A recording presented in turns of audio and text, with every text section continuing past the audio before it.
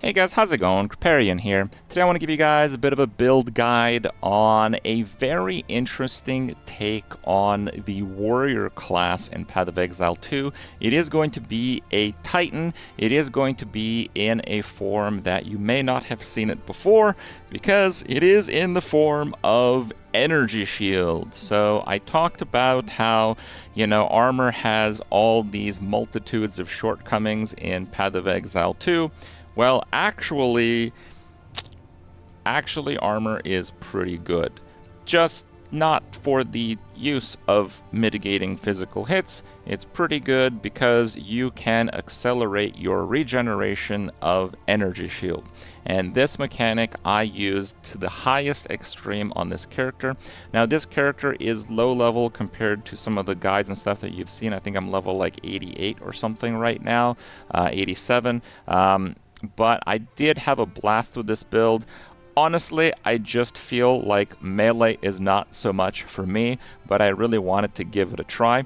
You can see the character is incredibly fast and overall does mapping pretty well. I did base a pretty large part of the actual skills that I used on this character from Karn. Karn is currently the number 2 highest level character in solo self-found, which in my opinion is the main part that actually acts as a benchmark for how classes are performing.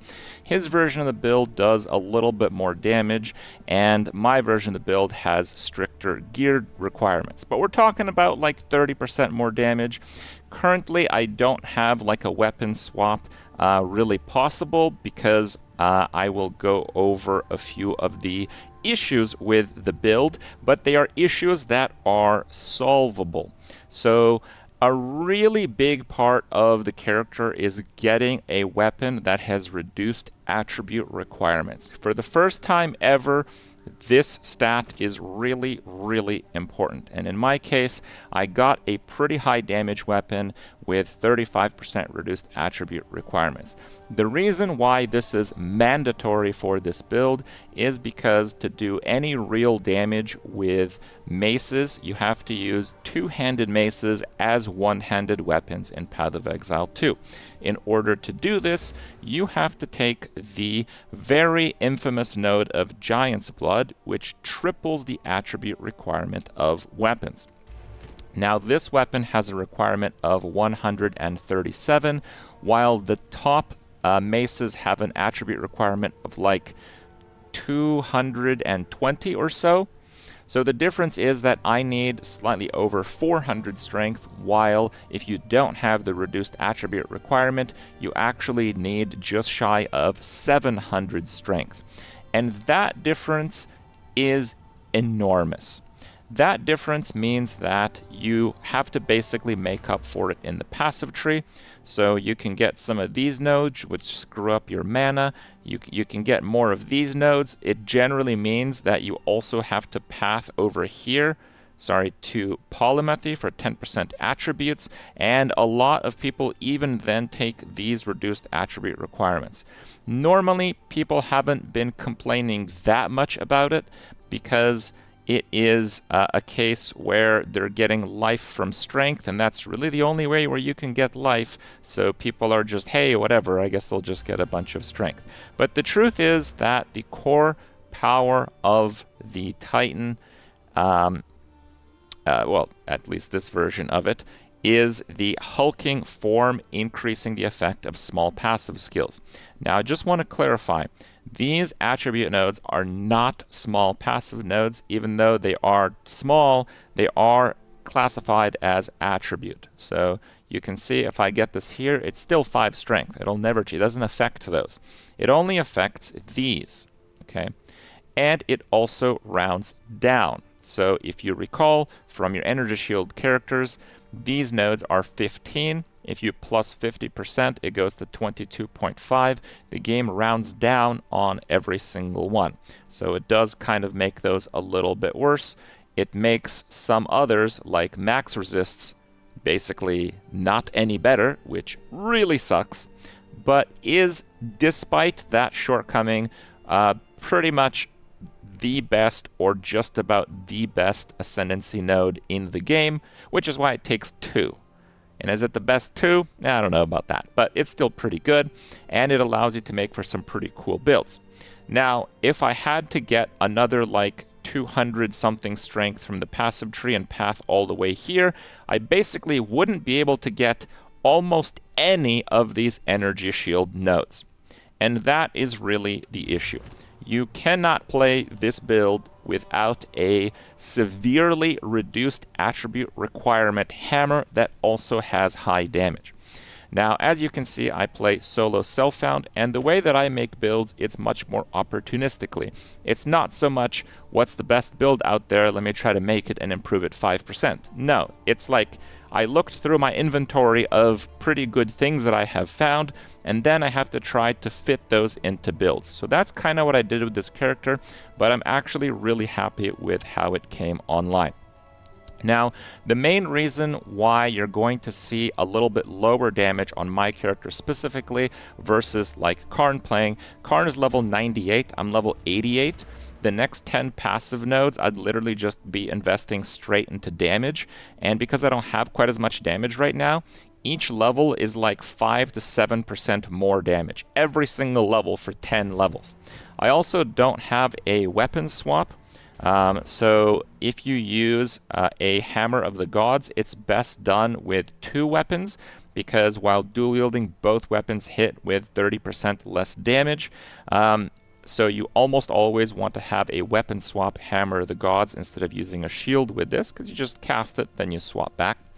Now, the main issue is that I can't weapon swap and use it because I don't have another weapon like this one, and I would actually need 2 other weapons like this one.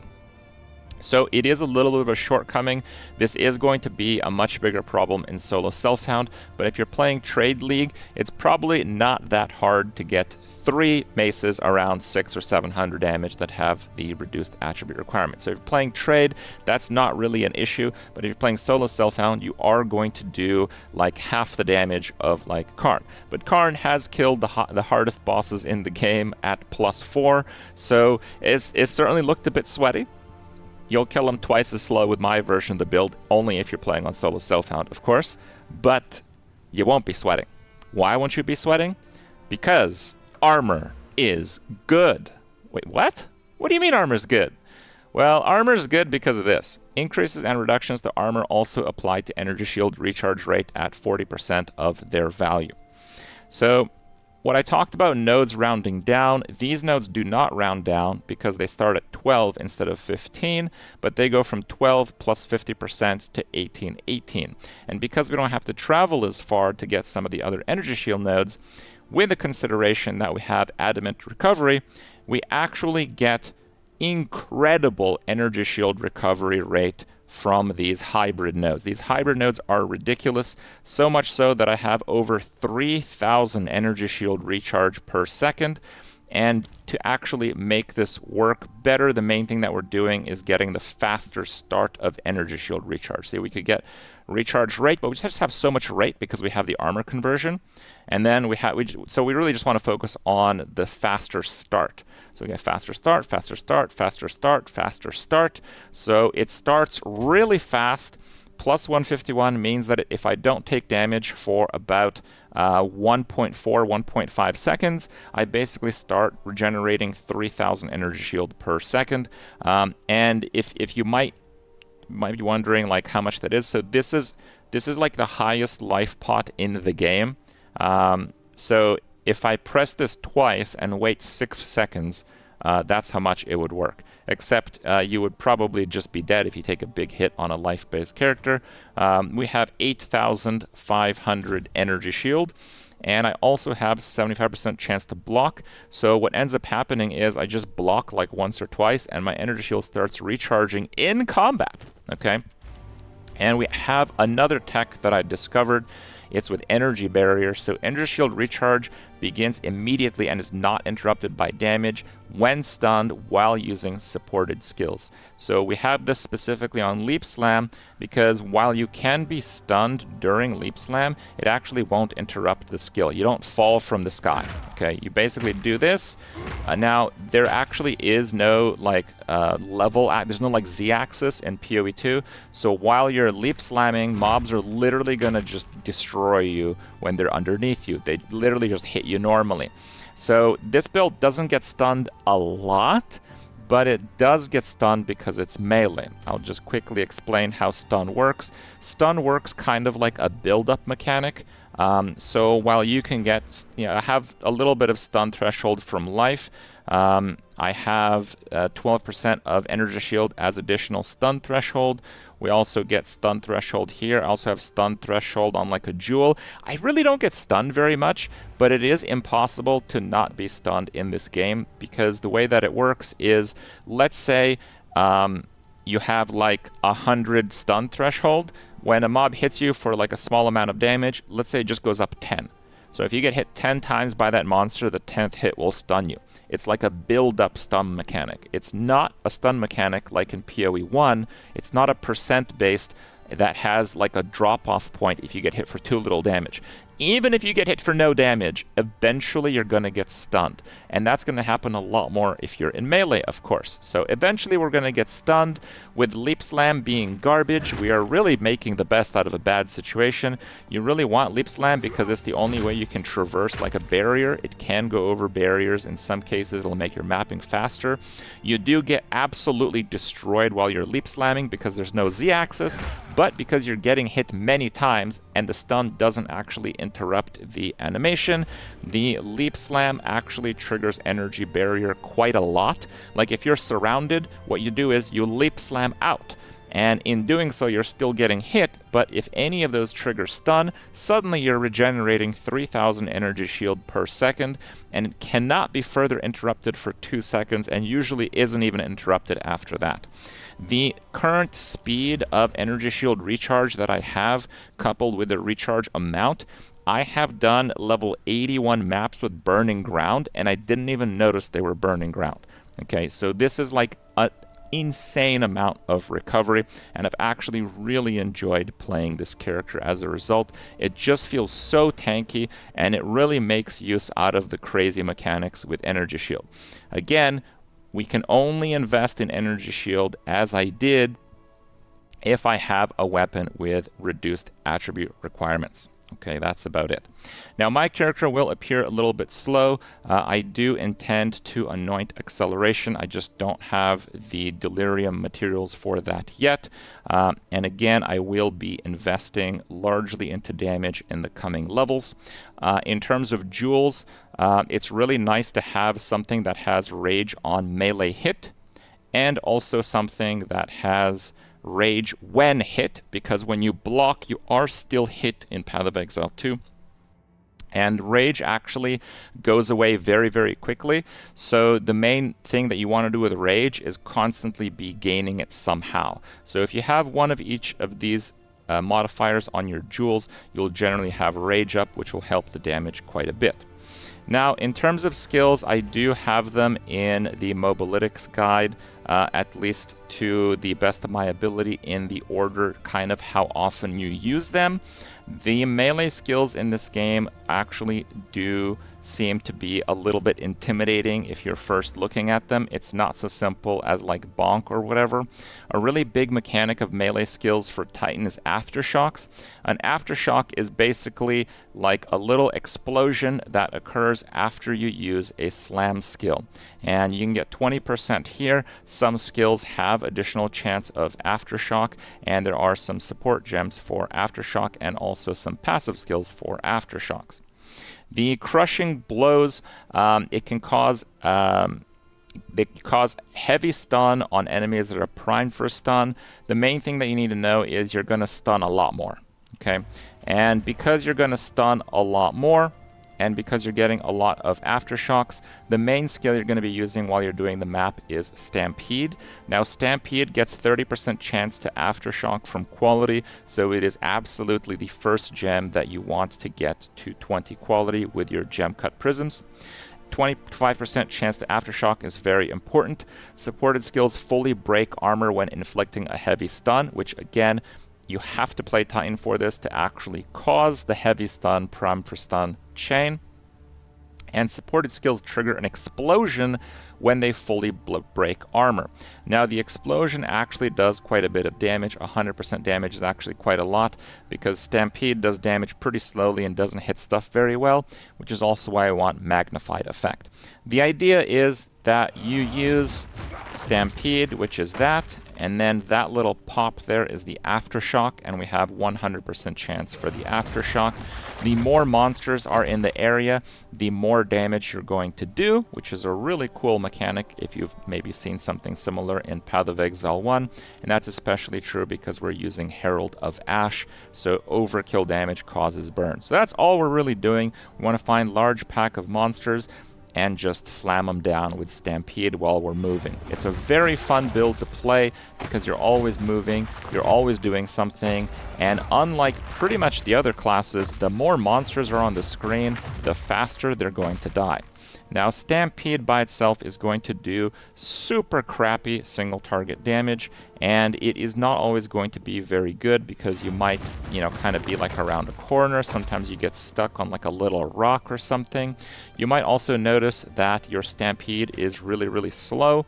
So in Path of Exile, you have movement speed penalty from wearing items. I have 27 movement speed right now, 3 on the passive tree, and 30 from these greaves. So you get a multiplier reduction from an armor, but if it's an armor bait, like a full armor one, it's almost twice the reduction. And if you use a full armor shield, it is almost twice the reduction of the shield slot. These two items literally slow you down. Now I'm using Ghost Wraith, which is currently giving me 8,400 energy shield. Because we have to get all that strength, we have to get 400 strength to actually use the hammer. That means we have lots of extra health. We convert that into lots of extra base energy shield. And that is all of the energy shield that I have. That's it. Now, this character works wonderfully because we don't actually, even though we scale armor, and even though I have, like 4,000 armor, this is nothing against the boss. It's nothing. Sure, it's going to mitigate some hits. It's helpful because we have some armor on our off pieces. But this setup doesn't actually use int. Like, I just have incidental amounts of int from the passive tree. So we're playing Energy Shield without having to invest in int, which again allows me to get more passive nodes that I can multiply by 50%. But we can use Energy Shield, which is currently insanely powerful, and get stronger versions of the passives that are already broken with this setup. And again, no wasted points on int. And again, no significant movement speed penalties. And that's important because the Stampede attack time is based on your movement speed. So if you're wondering why you've been playing a Titan and my Stampede is faster than yours, even though I have no attack speed pretty much, and I have no attack speed on a very slow weapon, the reason why my Stampede is fast is probably because I am using not armor on my character. Not armor is OP. Alright, back to the skills. I did think it was important to mention that for Stampede, but once you are dealing with a more tanky target, you're going to want to start to use Earth Shatter. I'm not going to go over the tooltip. If you want the gem links, you can find them there. Basically, Earth Shatter, it does spikes, and we have a support gem that does 3 spikes instead of 1. Now, you can target like a little bit further away if you want, but it's very good at close range because you can kind of build up the spikes in an area where a mob can get hit by all of them. So you can build up more than 3 spikes. You can actually build up 6. If you get quality on the gem, you can actually build up even more than that. And the idea is that you build up these spikes. Now, the hit that builds up the spikes also does damage. It's actually pretty good damage, but the spikes do the bulk of it. So you set up a bunch of spikes, and then when you War Cry, it blows them up. Now, we are using 2 War Cries. We have Seismic Cry and Infernal Cry. Seismic Cry does not give you an extra, like it doesn't apply its effect of an extra aftershock unless you are hitting a heavy stunned target with it. So against like a boss situation, you can actually just constantly blow up your spikes. You don't need to like save the war cry. It's not going to go on cooldown. It's only going to go on cooldown if the boss gets stunned, which actually does happen after like 2 or 3 of these spikes being blown up. So it goes on cooldown, that means it's used, and that means that you use your Infernal Cry, which based on the proximity of power gives your next attack a bunch of extra fire damage, and the attack that you want to use that with is Hammer of the Gods, probably an ability you've seen before. It just does a tremendous amount of damage, but it has a really, really, really long cooldown. But yes, 3000% attack damage. That's not so bad. And with gem levels, you can get that a lot higher. So that's kind of how we do single target damage. The other skills, we have active block. I almost never use it, just sometimes if I want to put it up against a monster just to guarantee the block that the 75% might not cover, it might give me the option to just recover all my energy shield in like 2 seconds, which is pretty nice. I also have the shield charge, which again, I believe the movement speed is based on the movement speed of your character, which is really, really nice. And also another aspect that some people don't know, the dodge roll speed is also based on the movement speed of your character. I know not a lot of you guys might actually end up playing this build, but hopefully the little pieces of information that I've given you throughout kind of help you understand the mechanics of the game and what actually makes this character a bit special. The idea of not using armor and not using an armor shield actually makes a character that is overall much tankier, much higher regen, much better against one-shots, much faster, because the best clear speed skill for warrior in the game currently is not even based on your attack speed, it's mostly based on your movement speed. I don't know if it's based on your attack speed at all, by the way. I think it might be 100% move speed. And the main mechanic that has been pushed on us in Path of Exile 2 to dodge out of the way of one-shots, which you probably don't even need to with this character, is actually much faster on a character because we are not wearing armor. So hopefully that has been an interesting one, and hopefully you guys see how armor is actually pretty good. You just have to use it for something completely different. Enjoy the guide, it's on Mobalytics, and we'll see you next time.